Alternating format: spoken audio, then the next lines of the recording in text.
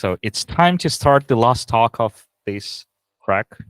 And I'm really happy to present Liliia. And Liliia is going to talk about quality assurance in Kotlin, which really scares me because I was always wondering, how do you actually do quality assurance of the programming language? So I'm sure that's a lot of exciting things. Stage is yours. Hi, everybody.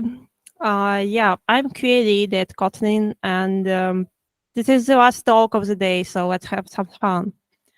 5 minutes ago, I heard some people talking about this talk, and that was like quality assurance. What is that? Do you know what is that? Is it testing? Oh, because quality assurance is not only testing; it's also managing quality and making sure that we are keeping up to this quality. It's not just controlling it. But let's get into it. So when I was preparing this talk, I was talking to someone, the program committee, and I asked them, what is the message we want to deliver? And they were like, well, in some companies, QA is just a separate thing from the entire development process. They with each other. They are always opposing each other. And I want to say that here at JetBrains, the QA and developers are together and they are an important part of the process. Right? They asked me. And the answer was, it depends. Because let's look into the story of Kotlin QA and see. So Kotlin QA has started like 7 years ago, maybe a bit more. And it actually began from IDE support. So Kotlin was there as a language, and we were working on IDE support. And some man from IDEA team, he just started testing the Kotlin support in the IDEA by his own initiative. And nobody asked him, but he wanted, and he kept reporting bugs. Eventually, he started working more and more with Kotlin team, and that is how he came to K and in Kotlin. Like cats come to some offices, to some home, and stay there. Okay. And this is how QA began in Kotlin. And when I came 6 years ago here, it was like we are doing ID support thing, and we are doing quality assurance of build tuning, which is, Gradle, Maven, how you build your projects, how it works or not doesn't work. Then we have started expanding our influence to some technologies, Kotlin Multiplatform. I was there almost from the very beginning, and it was a quality assurance of the entire technology. So it was like, what do we do with those expect actuals? Who knows Kotlin Multiplatform, by the way? No? Okay, Kotlin Multiplatform is a technology that allows you to compile Kotlin code for various backends. So for JVM, for iOS, for macOS, for GS, and you have it all in the single project, and you share some code, but you also have some platform-specific code in the very same project. So we have started it some time ago, and it needed QA, of course. That's it. And in the end, we finally reached to the very core of the language. We have started QA of the compiler. It's not like it didn't have any tests, of course, but it didn't either have any QA. And between those last two steps, there was a huge event which led us to some process changes. And I will talk about it a bit later. But let's look at this. Why this way? Why have we started in the world from IDE? And nobody would even do that because the baseband of this is Kotlin language. The answer is that we grow and we change, and we started from some cool language which is very much loved by developers. And we had a lot of enthusiasts in the beginning, and we were developing, we were growing, adding new features, competing with Java, and so on and so forth. Also, as our users grow, so you have become from just enthusiasts, you changed to professional developers who use Kotlin daily as a tool, not just for fun. And when you have some tool that you use daily, you want it to be stable. You want it to be reliable. It's different set of requirements. So we adjust to that. Actually, we adjust more like this, but we do this and we change internally as well. Let's have an example because it's beautiful words, but very abstract. Remember those processual changes? So this is what happened. 3 years ago, we had this 1.4 release, and we did those T-shirts. And the first date and the last dates are actually real. So we had the delay in the release schedule for almost half of a year. Even though it was our internal schedule, it was still really frustrating, still really stressful. And yeah, what have we learned from there? We have analyzed the situation and we have realized that we are not startup anymore. We were moving fast, yeah, and the competition with Java demanded us moving fast. But then we had to learn and had to streamline our processes. So this is where the process changes have begun.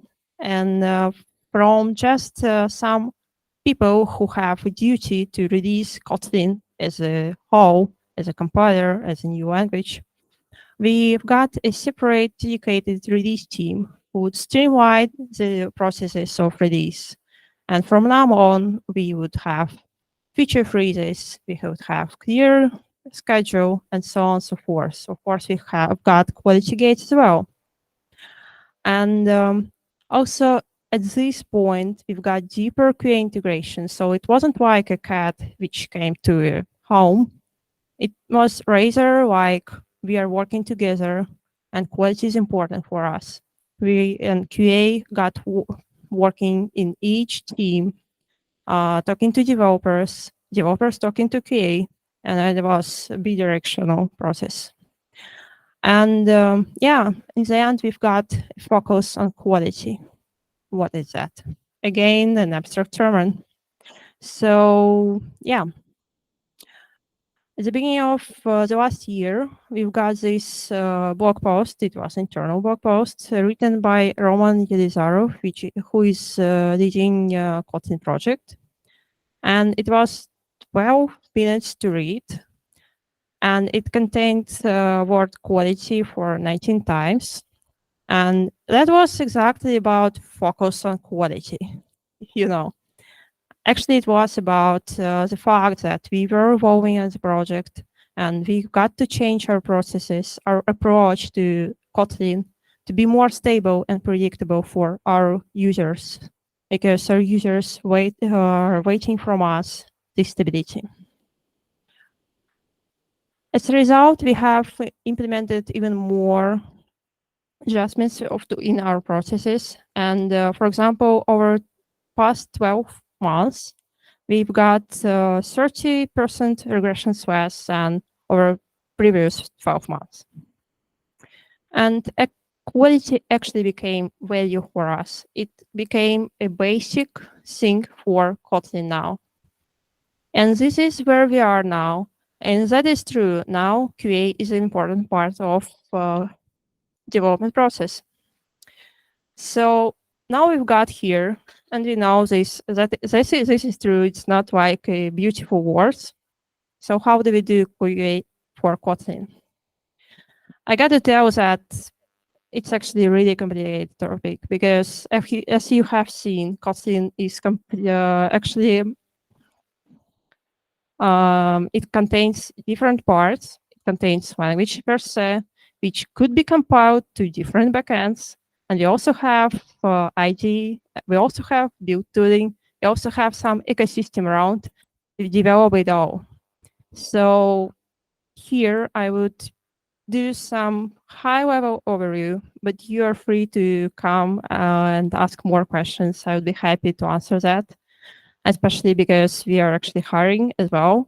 Yeah, we are hiring for Kotlin JVM backend QA, for example. So if you are a developer who are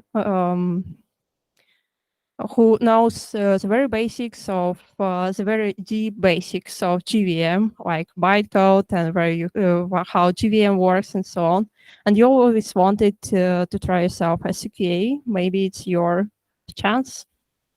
So that, yeah, we do cover now the very base, the compiler backends, native GVM, JS, and front end.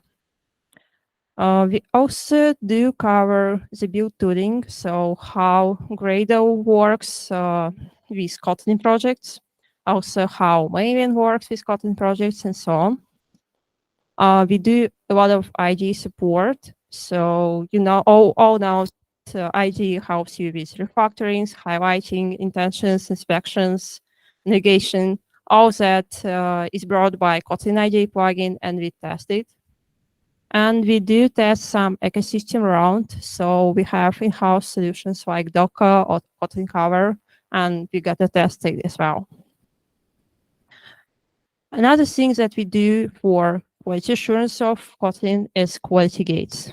It allows us to set some quality bar and keep it up. Yeah, and this is, for example, is the case for K2 compiler. Who knows K2? Right, we have Kotlin enthusiasts here. So K2 is a new front end, which is rewritten for Kotlin language front end, which is rewritten now to be faster, more scalable, and so on. And now it's in the very active stabilization phase. So we are setting quality gates for each of those stabilization phases. We have already released support for multiplatform and meta support for GVM. And we are moving on. And the quality gates for that look like this. It's essentially really a small screenshot. You couldn't really read anything there, but it's a table with all the quality gates, with all the statuses, and there are a lot of them, but we are otherwise wouldn't be sure that it's fine to release. The same goes to the IDE plugin, which supports this new front end. And our last challenge, which is actual for us now, is the stabilization of Kotlin multi-platform technology. We are in the finish line there, and we are doing our last preparations, last checks to make sure that it actually meets users' expectations. And we cooperate with developers. I said that, of course, and you know, people are actually one of the best parts of Kotlin. When I get asked by some candidates at interviews, what do you like about Kotlin? Why do you still work here in JetBrains for over 6 years? This is one of the main things why. Because here you have so many people who are actually really passionate about their jobs. They are striving to move forward. They want to do best solutions, and they are really, really into those technologies. And at the same time, they are smart. And it means that all of us, we have our own vision of what is the best, and we get to synchronize it. And this is where we talk. This is where we synchronize, and it actually works because we are smart. And we help each other. This means that our developers write a lot of tests. But at the same time, we do have QA as a separate position because QA looks not at the single function. It rather looks into the integrated picture and helps to see the entire picture, how this feature interacts with other feature, how this language construction how this new language feature would interact with all what we already have. So we help to see those blind spots, and we have to help to improve it. And our developers help us to understand what is going on. And we improve the processes together. When we need something, we adjust it. It's step by step, and yeah, we do all those changes all the time, but we achieve our goals instead by this. And yeah, what is all the QAs do? They monitor a lot of things as well to make sure that yeah, we are where we want to be. We are reading all the incoming U-track issues. So if you are writing something, we would into Kotlin U-track issue tracker, you see that there is a support team who always answers you and triages your ticket, but also we are silently do the same. We know what is going on in our subsystems in Kotlin as a general thing. So yeah. We also do a lot of dashboards. We see how regressions are distributed among the releases and if everything is all right or not. We do the quality retrospectives for each release. So the entire team can understand how did we do and how was that release. If you don't know, the Kotlin language has releases every almost 2-3 months. And we have sometimes minor releases, sometimes major releases. But the thing is, because we have so many different parts combined together, it's sometimes hard to see the overall picture. And our intent here to get this picture. And we improve. We don't only work to outside with our developers with Kotlin. We also work inside. We catch those things which take us too much time, like setting out the project or figuring out what is the test build we should take to test the feature and so on. And as a result, we are happier and we improve our performance. And we share the knowledge infinitely, and we gain it infinitely because you've seen we have a lot of technologies in Kotlin, but even more outside of Kotlin. You know, Spring, you know, Capt, Compose.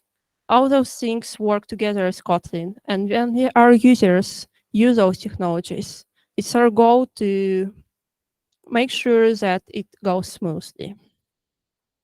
And yeah, we work with you. So we invent some things to make sure that we are close to the users, we are close to you, and we know that what is important for you. So we have this EAP Champions program, which is we have a set of our users whom we ask specifically to try out our better release or release candidates and make sure that their project compiles and works fine. So we could fix some bugs, some critical bugs before the stable release. So it's stable for everyone. We monitor Slack and other communication channels to see what are the problems our users have and how can we help them. We interact with marketing product teams. Product team is obviously because we want to know you better. And marketing is actually because we want to set those expectations for you. So we are making sure that what we have detected as a quality of specific feature is clearly communicated. And yeah, of course, we work a lot with user projects. We are browsing the fields. We are checking out what is going on, what are the patterns users use. We use GitHub for that. And we want to understand scenarios better and so on. So this is it. Let's wrap it up because there was a lot of information. So QA now is important part of the development in Kotlin. We follow up the global Kotlin strategy, so we are making sure that our users are happy and they can use Kotlin to implement their ideas without obstacles. We do a lot of quality gates and monitoring to make sure that our quality is up to our standards. And we cooperate with the developers and you a lot. And working QA for Kotlin is an infinite professional growth, especially in terms of technologies, because you have to learn so many technologies and so many things are going on every day in the technology world. So we always get to learn something. That's it. Thank you very much, and feel free to pass by, ask questions, or drop me a line.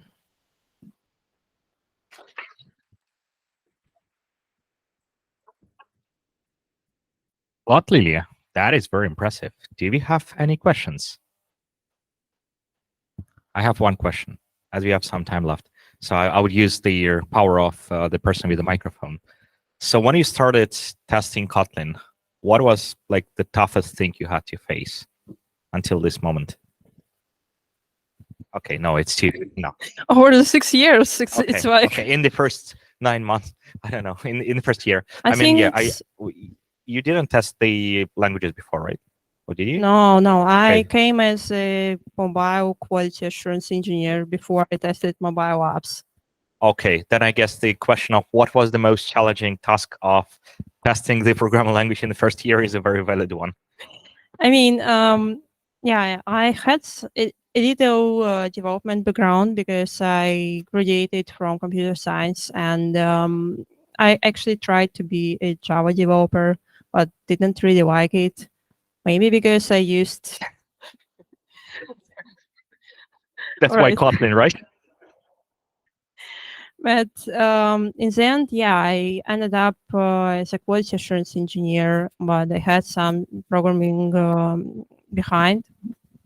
And actually, the hardest part for me was a lot of information. I remember that almost 2 months, maybe three first months, I constantly wanted to sleep. I never, ever um, uh, I never had that much information like daily, and I was learning a lot. And it was really interesting because of so many technological aspects. But yeah, I really liked it, even though I had to sleep. Regarding the quality gates, so except code coverage, what else do you take into account? Except what? I'm sorry. Code coverage. So it's a quality gate, yeah, right? So except this, what else do you take into account? You know, it depends, because if we are talking about language, code coverage wouldn't really tell you anything, because language per se is such a complicated thing that it's like the natural language. You could combine any statements following some syntax, but still the number of variants is really huge.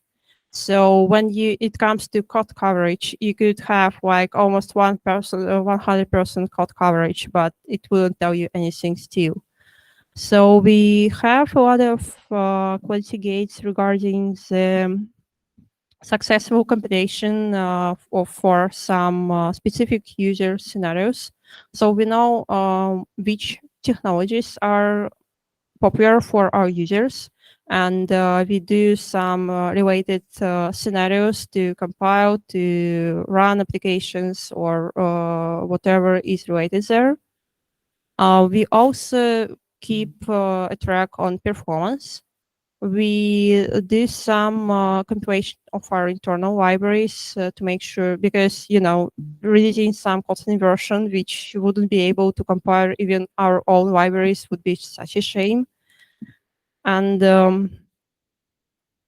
we do a lot of internal checks in terms of do we have anything left in our tracker, anything unprocessed, any regressions unfixed, and so on and so forth. Yeah, and many other things. I'm sorry, it's like really long checklist. Thank you.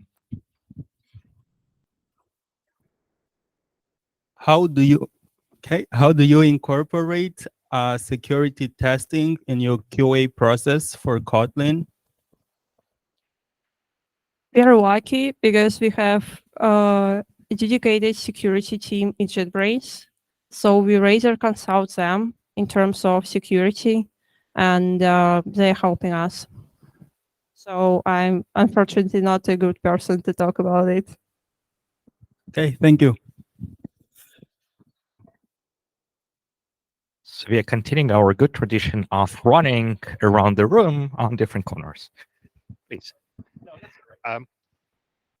Do your developers write unit tests for Yeah, Kotlin? sure. We have and, like thousands of tests there. And how do you like decide who checks like the language follows the specification and so on? How you balance this like the coverage, so to say? We have this way. So we have developers who are writing unit tests and who check this following to the specification first. And then we have recently incorporated this practice that QA reviews all the new features which compiler delivers. And they in turn make sure that, well, specification is full because sometimes some interaction cases could be missed. But also they make sure that we follow the specification as well. Yeah.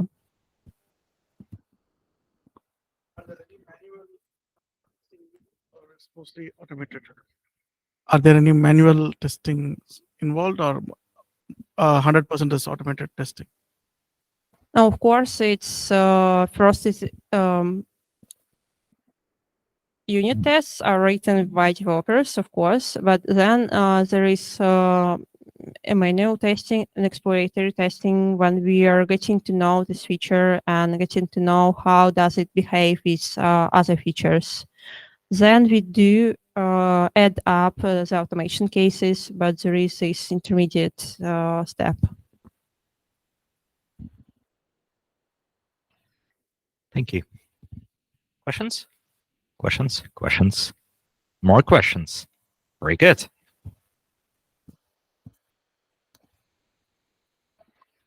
So yeah, it's mostly about performance testing.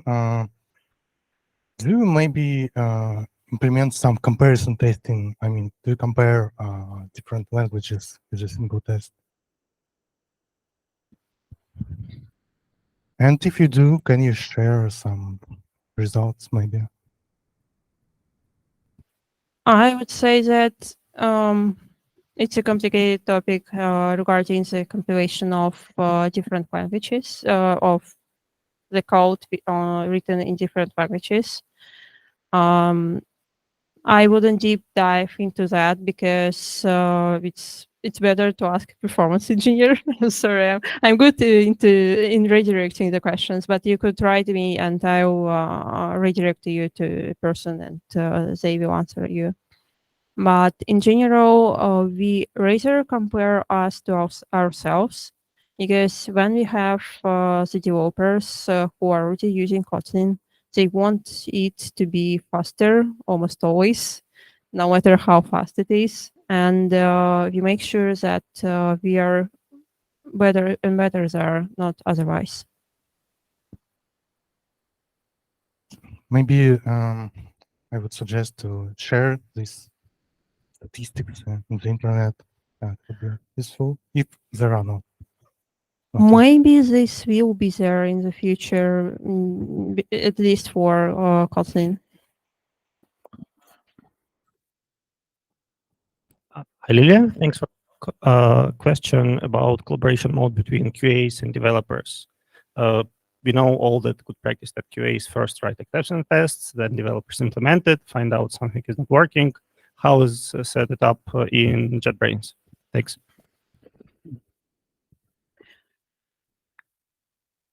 So you mean what do you mean this case when we have something implemented, but then the QA finds out this it doesn't work.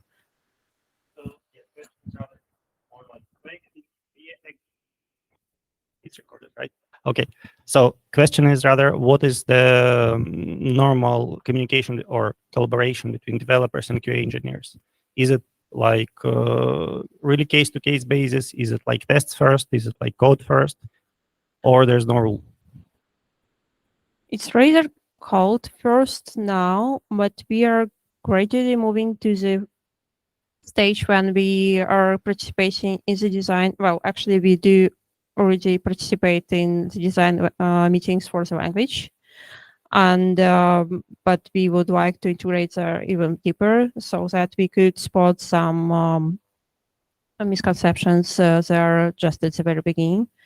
But also, otherwise, I'd say that it's code first, and then we have this code review, and then we have the merge, and then we test and give our feedback, provide our feedback. And there are always some iterations of the stabilization when we fix something and we recheck it and maybe fix more, and then we consider it stable enough. Thank you. Thank you. And we are at time at this point. So if there are any more questions to Liliia, she's going to be probably around at the ground floor for the next couple of hours. And that is exactly going to be our party. So we should make our way to the ground floor. But before, we need to say thank you to Liliia. Thank you.